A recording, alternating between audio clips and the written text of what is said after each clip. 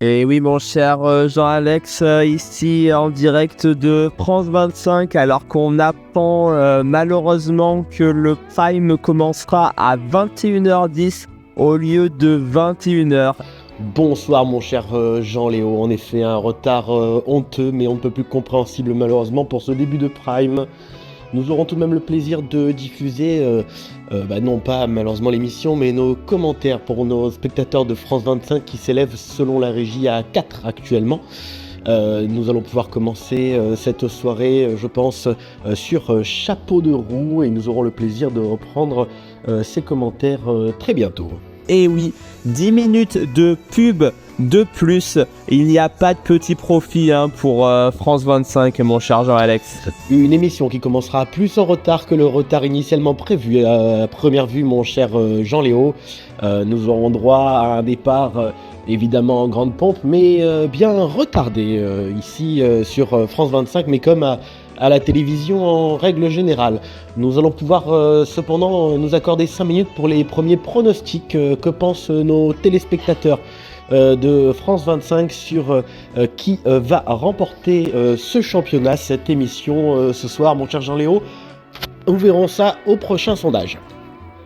Et mon cher Jean-Alex, alors que la première chanson va s'achever, un Prime qui va tenir, je pense, toutes ses promesses. Notez tout de même l'ironie du sort de faire chanter J'irai jusqu'au bout de mes rêves à la majeure partie des personnes qui n'iront pas jusqu'au bout de leurs rêves, puisqu'ils sont d'ores et déjà éliminés, mis à part deux des candidats.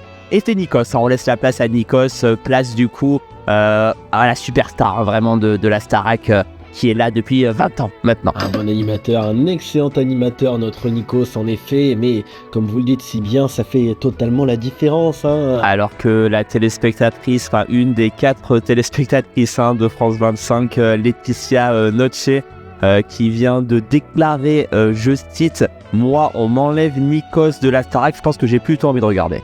Donc ça fait quand même la différence, un bon animateur, mon cher Jean-Alex, il faut pas le négliger. Un bon animateur, s'il n'y en avait pas sur France 25, nous n'aurions pas nos chers téléspectateurs, évidemment, mon cher Jean-Léo. Par contre, je pense qu'il faut quand même évoquer le fait que les reporters en direct, en duplex de Villedieu-les-Poêles sont aussi nombreux que dans un meeting d'Éric Zemmour. Je n'avais jamais vu ça, j'ai l'impression d'être dans plein de débats présidentiels, c'est incroyable. Évidemment, mon cher Jean-Léo. Petite pensée pour Eric Moussambani, qui ne connaît pas Matt Pokora, Soprano et tant d'autres, Britney Spears et j'en passe. Alors j'ose même pas imaginer quand il a vu Ise débarquer, il a dû se dire mais pourquoi il y a un chevalier de la table ronde mais qui est grosse et black à la télé quoi. Il doit être totalement perdu, je pense. Il est vrai que nous avons ici un casting extraordinaire qui ne sera pas reconnu par tous les téléspectateurs de France 25, surtout par ceux qui ont tendance à ne pas forcément lire les vocaux. Que dis-je lire, écouter les vocaux bien entendu. Nous avons quand même, je pense, un casting de qualité supérieure cependant. De quoi ravir tous les téléspectateurs. Alors mon cher Eric Moussambani, les pronostics sont de 51% pour Julien et 49% pour Pierre. La tendance s'est inversée suite au second poteau bavard de Julien sur Edith Piaf. On ne regrette rien, on ne regrette pas cette prestation incroyable qu'il a faite. Ça va être très très dur pour Pierre de revenir dans la partie, surtout que Julien joue énormément sur les séquences émotions à l'américaine et ça on sait que ça émeut très fortement la ménagère de moins de 50 ans. Donc mon cher Eric Moussambani, vous pouvez dire à Madame Belle-Père de Loche, notre téléspectatrice, que Pierre du coup a pris le descendant sur Julien. Ah, une chute à l'arrière, mon cher Jean-Alex. C'est des images terribles que nous avons vues. Mais le pauvre, ça fait 2 fois qu'il la loupe alors qu'il a une voix de fou, je suis dégoûtée. Ah oui, alors qu'on m'a enlevé le micro des mains, tellement là, les téléspectatrices sont déçues. Des images terribles.